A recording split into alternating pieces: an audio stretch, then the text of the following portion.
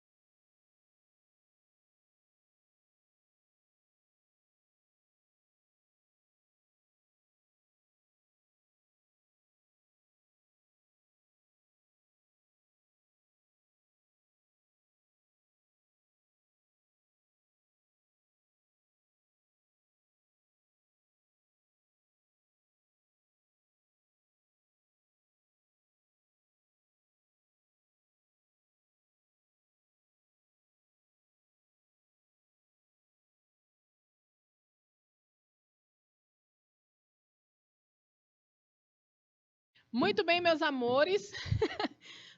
Opa! Estamos aqui com a análise de gráfico, né? Olha só, vou até dar um zoom para a gente poder ver daqui a pouco. Foi proposto um novo modelo de evolução dos primatas, elaborado por matemáticos e biólogos. Estão vendo a interdisciplinaridade das coisas? Nem tudo é compreendido por uma única ciência, né? A gente precisa também buscar outras informações. Nesse modelo, o grupo de primatas pode ter tido origem quando os dinossauros ainda habitavam a Terra, e não há 65 milhões de anos, como é comumente aceito, né?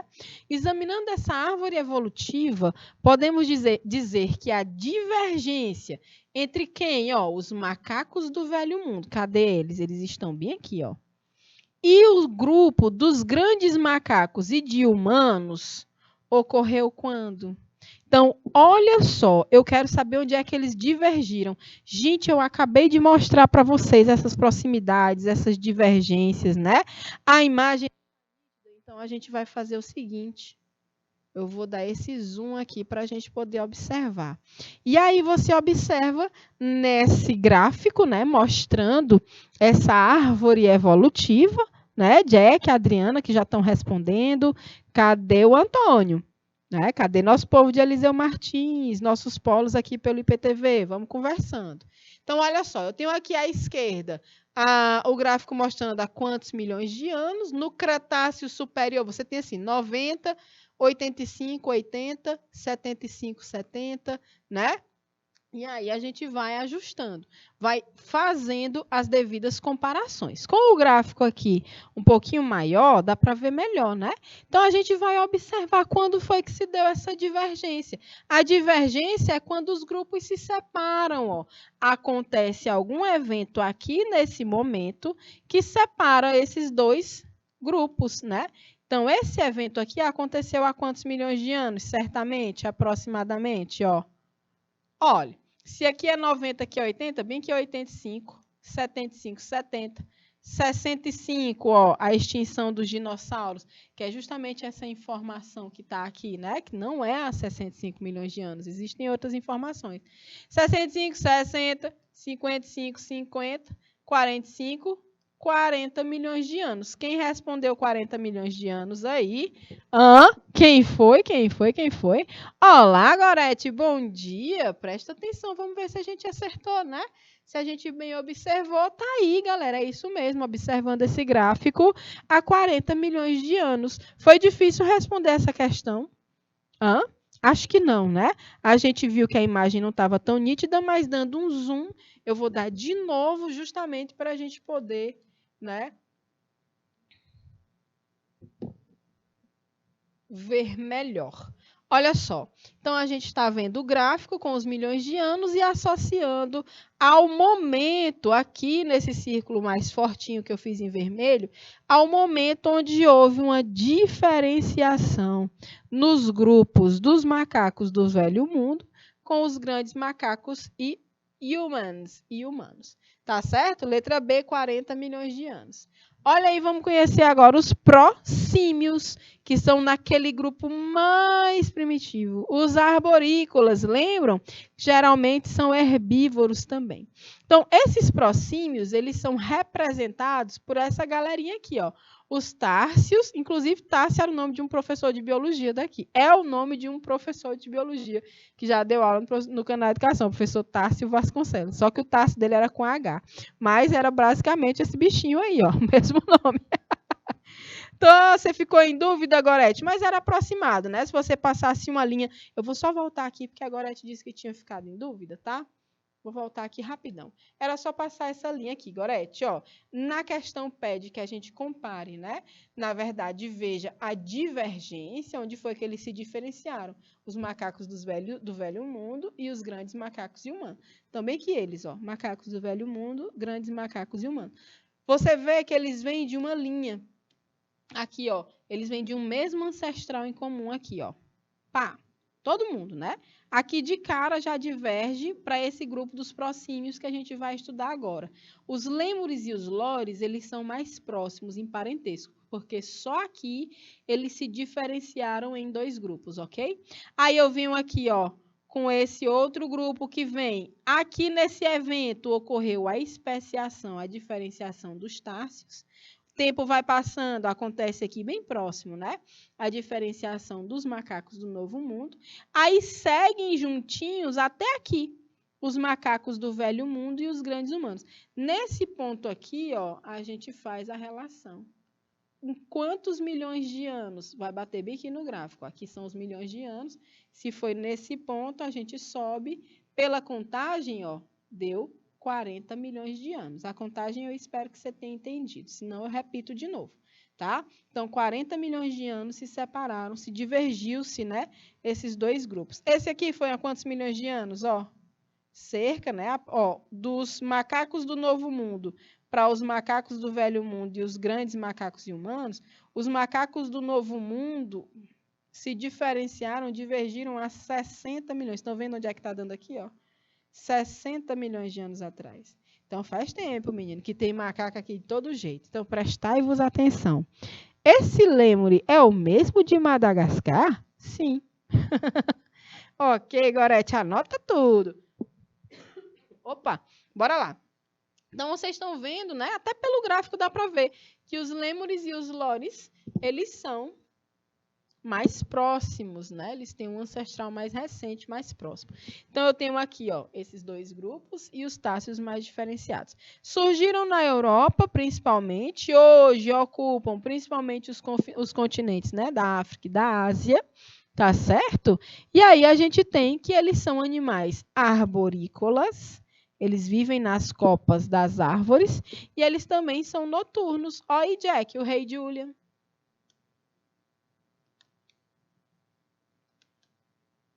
Do Madagascar, né? Madagascar é um lêmurezinho desse. Eu me remexo muito, remexo muito. Massa demais, né? Eu adoro aquele filme, gente. Eu sou terrível. A Era do Gelo também é muito legal. Dá para fazer aulas e aulas, né? Assistindo esses filmes. Não é isso? Então, tá aí os prosímios com essas características. Ainda hoje tem, meus amores, ainda encontramos esses três seres, né? As espécies, né? De tárcios, de lores e de lêmures, ainda na África e na Ásia, certo? Vamos adiante, né? Esses lêmures, eles são uma espécie endêmica de Madagascar. Lembra do rei Julian? Então, se ele é endêmico, isso quer dizer que ele tem uma distribuição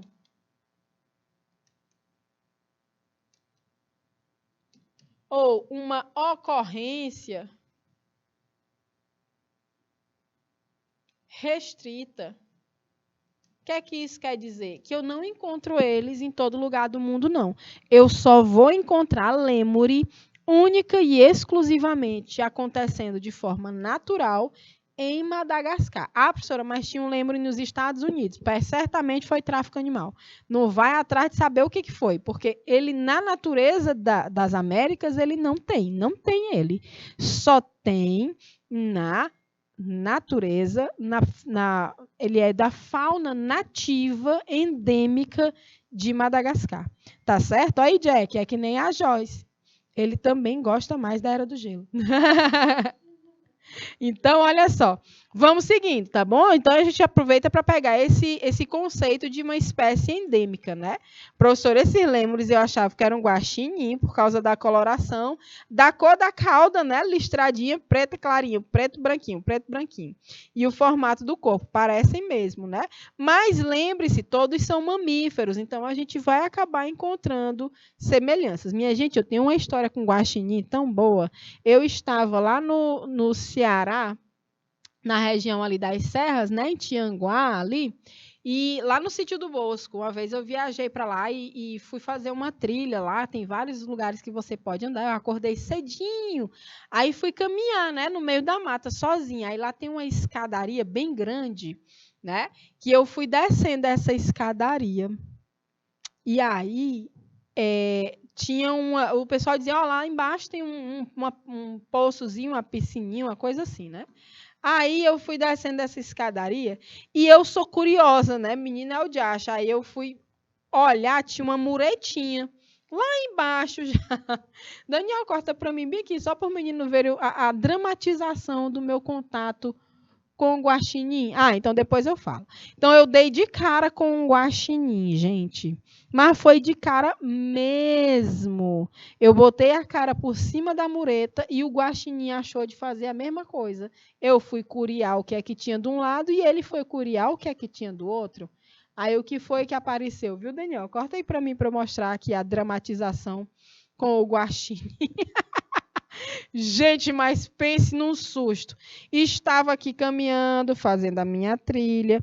Quando eu vejo a mureta aqui, né? Aí eu subi num negócio e fui fazer assim, ó, para eu assuntar o que era que tinha do outro lado da muretinha. Do jeito que eu fiz isso aqui, o guaxinim do outro lado fez assim também. Aí a gente se deu de cara. Eu dei um pulo para trás que eu não vi para onde é que ele correu, moço. Eu corri porque guaxinim é valente. Aí eu, ó, nhão, as escadas eram dessa altura. Eu subi era de duas assim com meus pés, desesperada, com medo do guaxinim me morder, gente. Imagina a confusão que ia ser. Então, você falou do guaxinim, eu me lembrei desse contato incrível que eu tive, né? E guaxinim não anda só, é que nem coati. Eles também gostam de andar em bandos, né? E os lêmures também. Então, a gente sempre vai encontrar algumas semelhanças. O mais parecido com o guaxinim dos lêmures é a coloração mesmo dessa cauda, né? Eles são lindos, inclusive. E aí, os lêmures, a gente aproveita para pegar esse conceito aqui de espécie endêmica. Uma espécie endêmica é uma espécie que só ocorre unicamente num determinado lugar. Não existe em outro lugar, ele só tem ali. Então, ele é endêmico de Madagascar. Então, só tem lêmure em Madagascar. Tá certo? Não tem lêmure nas Américas, não tem lêmure na Oceania, nenhum outro canto. Somente em Madagascar. Tá certo? E os meninos aí, ó, fazendo um cafunézinho, ô, bicho sem vergonha. Aí ele passa de novo, bota de novo, coça aqui de novo. Ele ainda pede, ó, quando o menino para, presta atenção, olha o diacho, ei, coça aqui de novo, faz aí de novo, só mais um pouquinho, que tá bom demais esse cafunézinho, esse carinho. Então, estão vendo, né?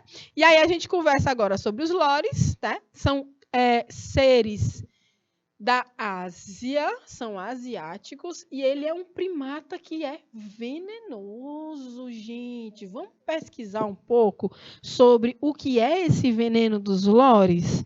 Vamos lá? Busquem para mim, que história é essa? Vamos matar a nossa curiosidade? Ele é fofo, mas ele é venenoso. Essa, né? Lores. Procurem para mim. Eu vou dar 2 minutinhos para vocês pesquisarem sobre o veneno dos lores. Valendo. Que história é essa que tem um primata venenoso? Pois cuida. Vamos saber deles. 2 minutos na tela.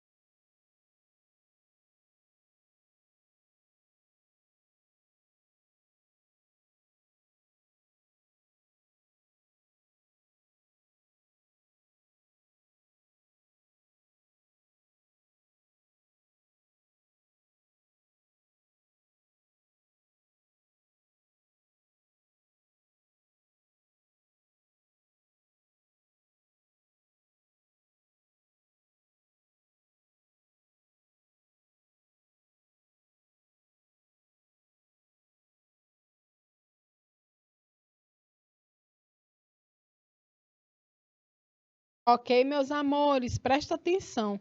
Esses lores, o que foi que vocês acharam deles aí? Deixa eu ver. Olha aí o Jack dizendo, professora, esse Lemuri realmente é um folgado, por isso que até no filme ele é assim. A Adriana já está falando dos lores, né?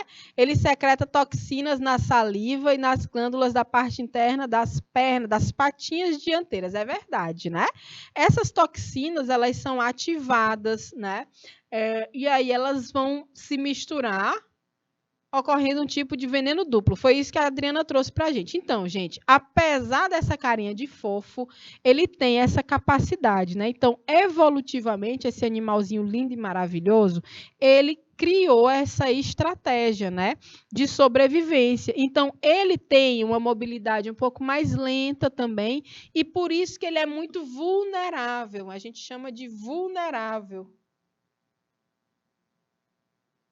E o status dele hoje, ele está em extinção. Ele é uma espécie ameaçada de extinção. Por quê? Porque apesar dele ser venenoso, coisa que eu acho que nem todo mundo sabia, né? Ele foi sim, eu vi aqui, meu amor. O Alan está dizendo assim, professor, o que ele tem de fofo, ele tem de mortal. O bicho é medonho, né, Alan? Sim, ele é perigoso, né? Porque imagina, você pega um bichinho desse lindo, ou eu vou criar em casa, um pet. Isso não é um pet, meu amor. É um animal silvestre, né? A gente tem que parar com essa história de ter animal silvestre em casa. Então, ele foi muito vitimizado por conta do tráfico de animais, né? Então, se tiravam, caçavam muito eles na natureza, até por conta da sua vulnerabilidade. Ele tem uma mobilidade um pouquinho mais lentas, né? Mais lenta do que os outros animais, o lêmure, por exemplo, ele é bem mais ágil, então era fácil capturar o bichinho e vender no tráfico. Olha que trágico, né?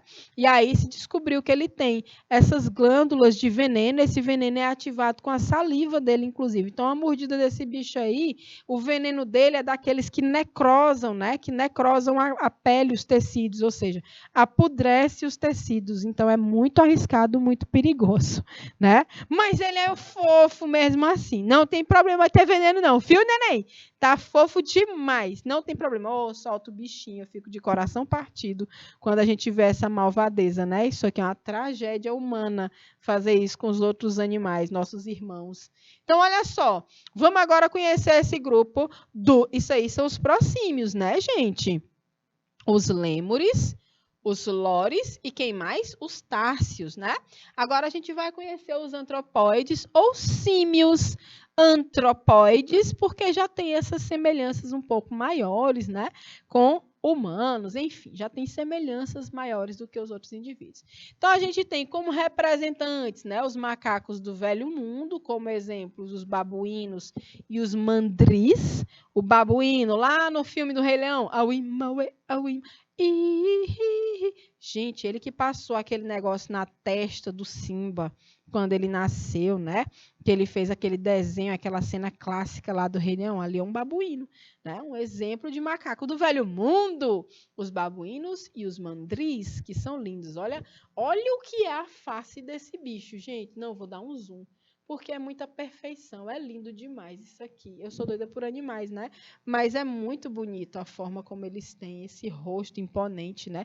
E são ultra bem valentes, viu? Esses animaizinhos. Eles se arrancam rabo, moço, com os outros, é uma danação. Aqui a gente tem os grandes primatas, né? Que são os de porte um pouco maior, como os orangotangos, os gorilas, os chimpanzés e os bonobos, e a gente tem os macacos do Novo Mundo, que são esses macaquinhos de menor porte, né? O macaco-aranha, como nós temos aqui na nossa floresta amazônica, tem muitas espécies, né, de macaco-aranha, e ele é chamado de macaco-aranha porque a forma como ele se movimenta pelas árvores, ele vai tão rápido e abre as perninhas e os braços de um jeito que parece uma aranha gigante. É muito louco. E junta com a cauda, né? Então, são macacos-aranha. Os mico-leão. Mico-leão é uma espécie também de macaco do Novo Mundo. E os saguis, né? Os sonim, que a gente conhece, né? Então, acredita-se que esses grupos, né? Esse grupo de símios surgiu há cerca de 55 milhões de anos na África, tá? Deixa eu ver aqui, professor, esse Loris tem quantos centímetros de altura? Eu acho que ele não chega a 40 centímetros, não, Jack. Parece ser bem grande. Não, ele não é muito grande, não. Eu acho até que no Madagascar, aquele parça lá do Rei Julian, que é um menorzinho, né? Eu esqueci o nome dele. Eu não sei se o nome dele é Loris mesmo. Ele é um deles, não é um Lemuri. Tu lembra que tem um Maurice? É o Maurice. Ele é um Loris. Né? Oi, dona Dulce, bom dia. Então, a Gorete está dizendo assim, ó, professor, imaginamos as doenças provocadas, né, pelas toxinas dos lores. É interessante, né? Mas acredita, Gorete, que quando a gente faz o estudo, né, de algumas toxinas que são secretadas por animais, às vezes a gente encontra substâncias que, ao invés de causar danos, elas podem ser benéficas, né, no uso farmacológico, na produção de medicamentos, um monte de coisa, na indústria. É bem interessante fazer o uso também. Depois eu vou até, me provocou uma curiosidade, depois eu vou até ver o que é que tem de estudo e qual é essa toxina do Loris para a gente ver se já tem alguma coisa, né? Bora ver. Daqui a pouco eu vejo, né? Então, olha só. Exatamente, Jack, ele é um papel importante no filme Animal Sábio, né? Ok, meus amores. Então, vamos lá seguindo. Então, eles surgiram por volta de 55 milhões de anos atrás na África. África, África, oh África mãe. Dizem que é o continente mãe, né? Que inclusive originou os primeiros seres... Opa, desculpa. Os primeiros humanos surgiram nesse continente, segundo algumas teorias. Né? Quais as características dos símios, né? É diferente dos prosímios, olha só. Repare o jeito que o biçano segura aqui, ó. Ele não tem esse dedinho opositor como nós temos aqui, ó. Olha esse dedinho opositor, polegar opositor. Estão vendo?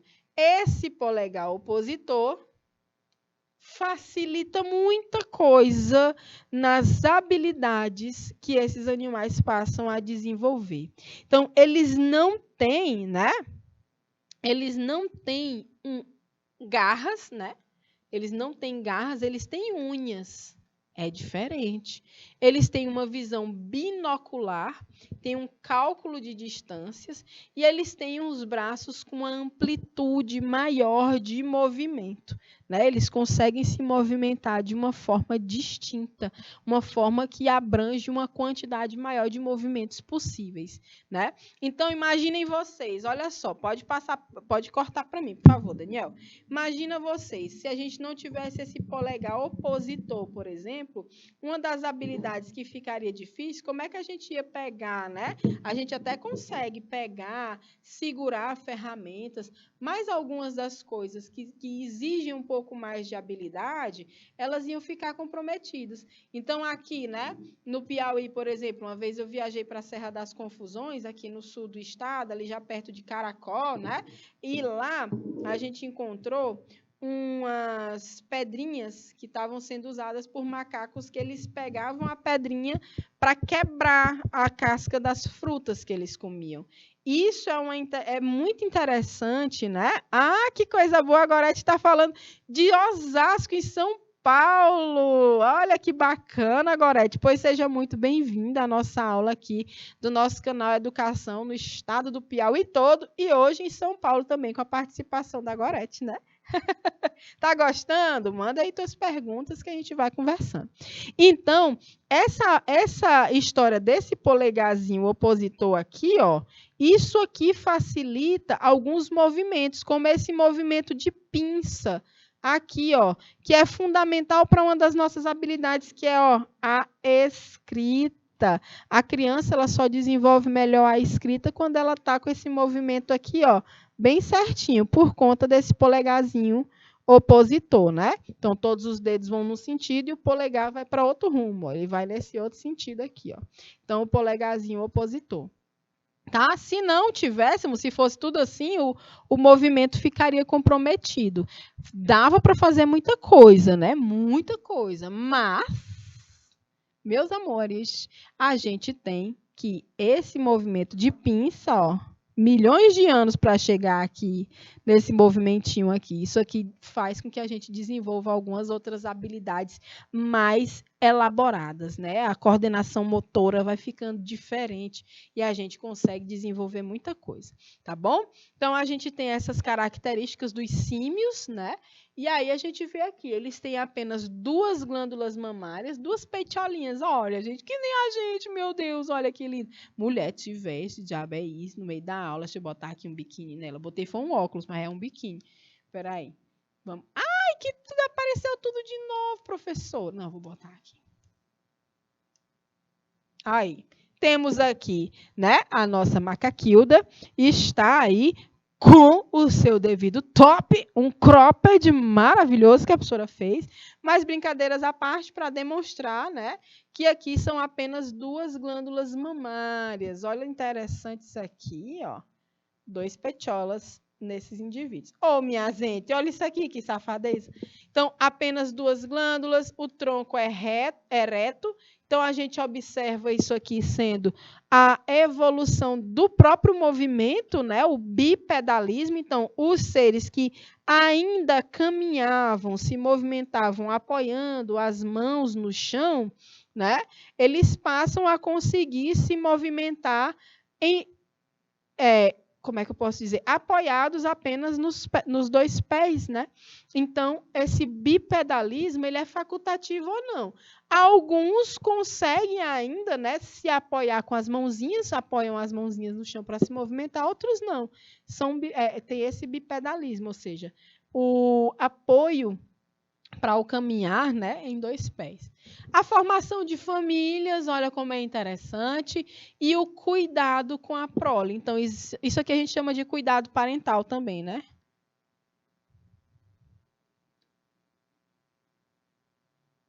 Então, os bichinhos começam aí a desenvolver o cuidado parental, a ensinar, inclusive, os pequeninos a se alimentar melhor, né? Buscar as frutinhas, a se proteger e a fazer todo o restante. Então, tem esse cuidado também com a prole.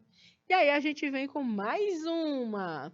A árvore filogenética representa uma hipótese evolutiva para a família hominide. Então, para começar, aliás, para continuar, eu vou dar mais 3 minutinhos para a gente poder responder mais essa, tá certo? Valendo!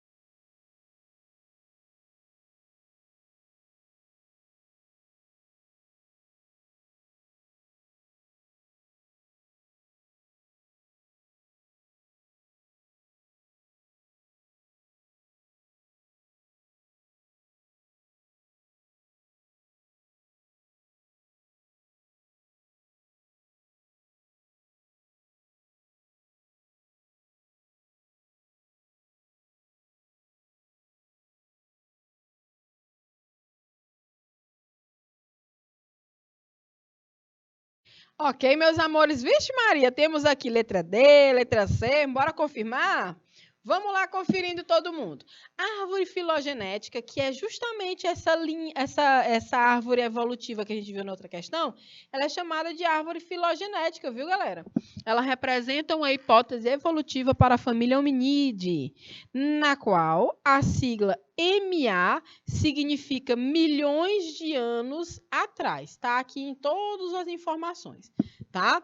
As ilustrações representam da esquerda para a direita o orangotango, vou botar aqui, ó, orangotango, o gorila, o ser humano, o chimpanzé e o bonobo, né? Considerando a filogenia representada, a maior similaridade genética será encontrada entre quem? Aí vocês estão dizendo, letra C, letra D, né? Tô gostando. Ontem teve uma aula sobre África e os primeiros humanos. Que legal! Foi na Geo ou na História? Olha só. Aí a gente vem observar melhor aqui, né? Vamos ver quem é que está mais próximo de quem. Presta atenção para a gente avaliar bem legalzinho com essa imagem. Quem é que está mais próximos? O gorila e o bonobo? O gorila e o chimpanzé? O gorila e o orangotango? O chimpanzé e o bonobo? Ou o bonobo e o orangotango? Me conta, quem é que tem mais proximidade? Olhando a imagem, vocês lembram que quando diverge, acontece um evento. Daqui eu já separo o orangotango dos outros restantes, né? Daqui eu separo o gorila dos demais. Daqui eu separo o humano dos outros e sobra esses aqui mais próximos. Quem foi que disse? Quem foi que disse a letra D? O chimpanzé e o bonobo. Eles têm mais proximidade, olha só. Então, maior similaridade genética. Todo tronco que vem aqui, ó, toda ramificação, isso quer dizer um evento, eu já expliquei para vocês, um evento que fez acontecer a especiação para cada um desses grupos. Então, o que primeiro se diferenciou foi o orangotango, depois o chimpanzé, depois o humano, e a gente segue, inclusive, né, mais próximas dos chimpanzés e do bonobo, mas entre eles têm uma maior similaridade genética, porque só muito depois, com o passar desse tempo, que houve, né, uma diferenciação para a especiação desses dois grupos. Tá certo, gente? Todo mundo compreendeu? Deu certinho? Acertou? Estão mais próximos. Então, a gente consegue ver isso aqui na imagem, né? Você observa que, inclusive, tem as setinhas com o tempo, olha. Então, entre a 1 milhão e meio de anos atrás, foi que houve essa divergência entre os chimpanzés e os bonobos. Até então, eles eram um grupo igual, que tinha o mesmo ancestral em comum. Tá certo? E se diferenciaram. Cada um virou uma espécie. E aí, vocês têm mania de ver, por exemplo, rostos em tudo? Vocês têm mania? Vocês já viram isso, Dona Dulce? Que apareceu aí agora. Já repararam que às vezes a gente olha para as coisas e a gente vê rostinho em tudo? Vocês sabiam que isso tem um nome? Isso tem a ver com a evolução do nosso grupo? Presta atenção que o nome disso é pareidolia. Por que vemos rostos em objetos, né? Inanimados. Eu estou vendo aqui esses pimentões, minha gente, parece que eles são uma banda de rock and roll. Ou então eles estão gritando, não, quem me comer tá amaldiçoado. Meu Deus do céu, que horror. Olha só como é interessante. Eu vejo em parede, eu vejo em todo canto, professor, onde eu olho assim, ó, parece uma carinha, ó, parece assim, um rosto, né? Então, isso tem um nome e tem um porquê. É a pareidolia. Então, isso aqui, gente, acontece... E pareidolia, né? Isso acontece, por que a gente vê rostos, né, em objetos inanimados? Porque a gente tem o cérebro que também foi evoluindo. O nosso cérebro, né, dentro das espécies que já existiram de hominídeos, por exemplo, ele tinha volumes, tamanhos diferentes. E a evolução neurológica, ela foi se dando por vários aspectos. Dentro deles, eu ouvi falar até do consumo de cogumelos alucinógenos. E isso auxiliou, né, na evolução neurológica da humanidade. Olha que interessante, isso está lá naquele documentário, eu acho que é Fungos Fantásticos o nome, eu já indiquei que vocês assistissem aqui. Ele tem na Netflix também. Então, o cérebro humano tem uma habilidade peculiar. Ele consegue reconhecer rostos em objetos inanimados, né? Esse é um fenômeno conhecido como pareidolia, e segundo um estudo recente, as ilusões cômicas surgem porque os neurônios que codificam características de faces humanas também fazem esse procedimento em outras imagens. Então, conforme os autores do estudo, essa habilidade de perceber rostos nos objetos mais estranhos é uma evolução humana programada para ajudar na leitura de expressões faciais. De fato, é algo importante para uma espécie que depende de interações sociais para sobreviver e crescer, embora algumas vezes isso gere confusões, né? Então é bem interessante, parece o Dia das Bruxas, parece aquelas abóboras, né, dos Halloweens da vida. Então olha só como é interessante, gente, essa informação. Então nossos neurônios, eles têm essa capacidade, o nosso cérebro ele evoluiu para fazer a leitura das expressões faciais. Então, quando a gente vive em sociedade, a gente também tem essa evolução para perceber o outro. E aí, nessa percepção, a gente consegue detectar algumas emoções a partir das expressões faciais. Vocês já repararam nisso, claro. Eu já falei para vocês que uma vez perguntaram, mais de uma vez me perguntaram por que as mulheres de Teresina eram tão zangadas, que a gente tinha a cara muito fechada, né? Corta aqui para mim, Daniel, para eu mostrar o drama para esse menino, como é que é. Por que esse povo de Teresina, viu, Gorete, você que é de São Paulo, o pessoal acha que a gente tem assim, que a gente é muito zangada. Muitas vezes me perguntaram. E aí disseram que é porque a gente fica assim, ó, todo tempo com a cara assim, ó. Que a gente anda assim na rua. A gente passa por outro. A rua, olha, é todo tempo assim, né? Com essa cara cerrada. Meu filho, isso é sol, crianças. É sol, aqui é quente demais, o sol todo tempo a gente faz assim, que é para proteger os olhos, porque não tem quem aguente. E a gente faz assim, porque realmente é tudo muito claro todo o tempo, né? Nossa, a TV travou aqui fazendo uma careta horrorosa. Deixa eu parar com isso. Tira eu daí, tira daí. Tchau, tchau. Então, olha só, isso gera algumas vezes algumas confusões como essas desse tipo, né? E aí, finalmente, a gente vai começar. Adriana, ri da minha cara. Pode só rir, a gente se vê. Então, olha só, a gente vai começar a observar esses aspectos da evolução humana. Então, a gente viu alguns grupos da ordem dos primatas, a qual fazemos parte, né? A Dulce disse que é desse jeito. É desse jeito, né, Dulcinha? Então, a gente tem outros, né, primatas, nós também somos primatas, mas a gente agora vai compreender como é que se dá essa evolução humana. Desde besteira, Jack. Olha só, o objetivo desse momento aqui da evolução humana. Olha esse GIF como é maravilhoso, gente. Ah, mas já apareceu a minha foto aqui no final. Mentira, né? Não. A Joyce disse que é assustador. Eita, Joyce medrosa. Meu Deus, apareceu, foi esse homem bem aí. Eu não lembrava que era ele no final, não. Então, olha só.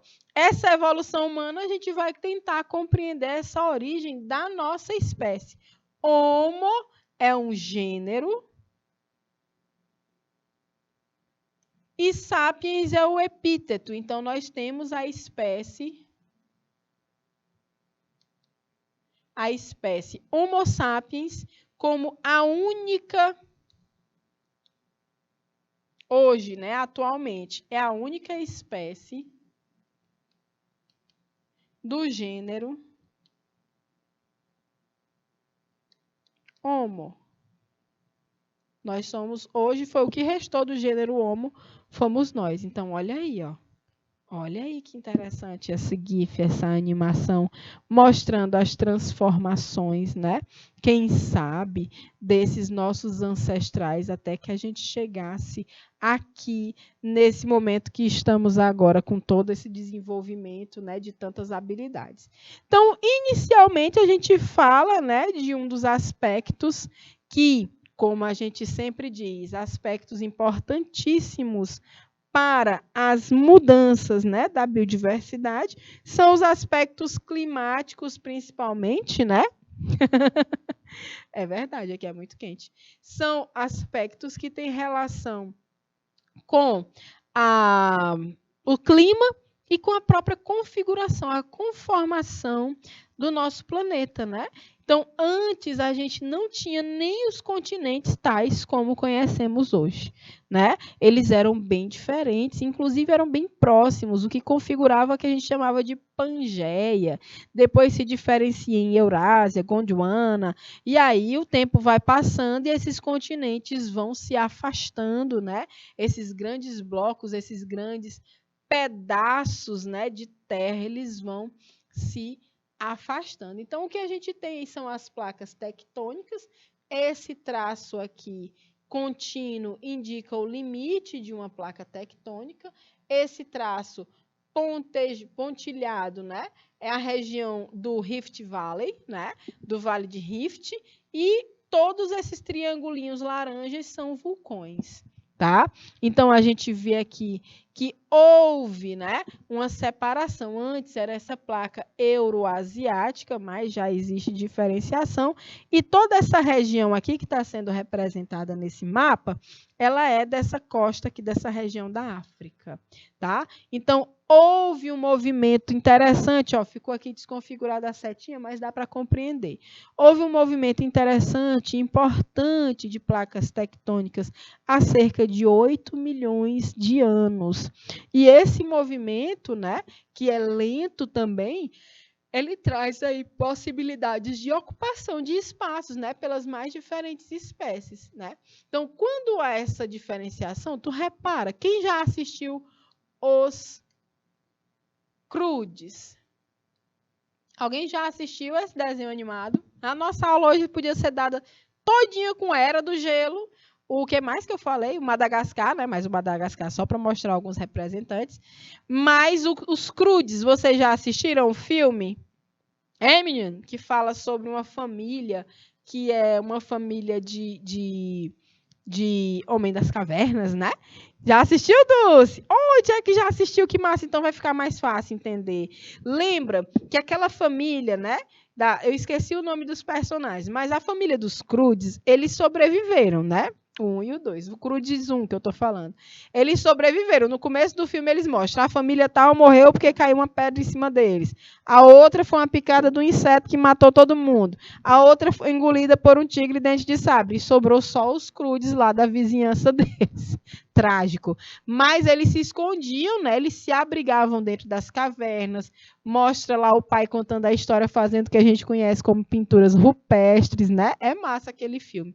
E aí, é interessante nos Croods, ele é muito massa, né? Dá para assistir de novo com outra percepção depois da aula de hoje. É interessante como aquela família representa um grupo de hominídeos diferente do rapaz que chega depois. Aquele rapaz que chega depois, que a menina fica toda apaixonadinha por ele, lembra que ela fica todo tempo botando a quente naquele menino Zinrei Maguin? E ele é super inteligente, ele é ousado, ele quer desbravar o mundo, ele também escapou de altas coisas, e aí eles trazem esse rapaz que tem, inclusive, características físicas diferentes da família dos Croods, que tem um corpo diferente, o rosto mais larguinho. Vocês repararam nesses detalhes? Então, aparentemente, aquele rapaz que chega por último no filme, né, que aí ele convence a família a ir seguindo por eles, certamente é um Homo sapiens. E aí eles passam por todo esse problema. O mundo deles está se destruindo, né? E aí eles vão buscar um lugar seguro. Então, certamente, quando a gente assiste os Croods, a gente está assistindo um momento, né, que eles estavam nessa região aqui, no Rift Valley, né, nessa região do Grande Vale de Rift, que foi uma região onde se separou até por conta dessa diferença, né, dessa abertura, nessa nova conformação aí das placas tectônicas. É massa, né? Então, ó, o menino inteligente no filme é um homem mais evoluído, mais recente, né? Então é engraçado isso. Então ele já tinha dominado o fogo, ele já tinha outras percepções e ele estava fugindo disso aí, ó, desse momento, desse movimento dessas placas tectônicas. Vocês reparam no filme que tem um momento mesmo que o chão começa a abrir, né? Então é justamente esse momento aqui, ó, que a gente está falando. Então no filme mostra isso, né? Então quando eu crio dois lados, dois ambientes distintos, pessoal, eu começo a separar grupos, né? Então eu tenho aqui inicialmente um grupo, né? Várias populações que existiam aqui, né? Umas populações aqui da mesma espécie e tudo mais. Com o passar do tempo, quando acontece um evento desse, que eu separo, né? Esse lugar em dois outros lugares, esses grupos eles vão se separar também. Então vai ficar um grupo aqui e o outro grupo acolá. Inicialmente, esses grupos são da mesma espécie, só que eles não vão ter mais contato. E a história do contato envolve também a história do contato reprodutivo. Então, quando isso acontece, né, a gente vai ver que com o passar do tempo, esse grupo e esse grupo podem configurar agora novas espécies, né? Com o passar do tempo, eles já não vão mais ser os mesmos, né? Então, eu tenho aqui um grupo e esse outro grupo agora já tem representantes, né? Diferentes durante esse processo, já tem indivíduos que se diferenciaram.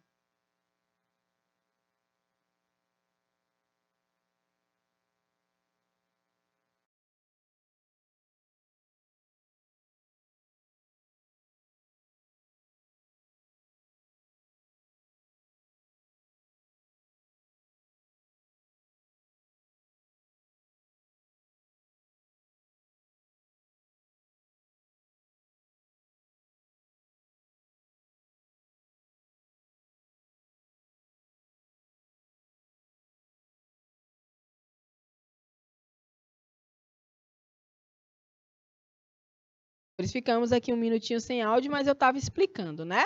Que justamente quando eu tenho dois espaços diferentes, olha só, vou até marcar aqui como se tivesse passando água, tá?